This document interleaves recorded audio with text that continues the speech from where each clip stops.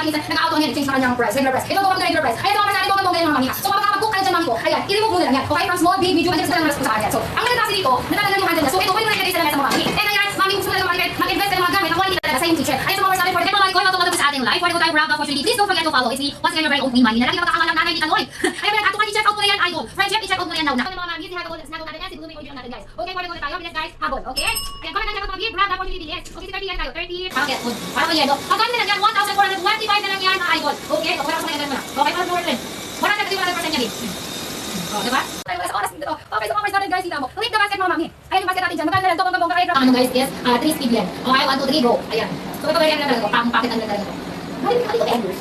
Ano, 7. Pero may mga, ayan, i-check out yan. Another dance check out tayo mga Mars. Ang takas niya, B. 1 pa lang yan na 1. Okay, so mga sabi mo tayo guys, habo.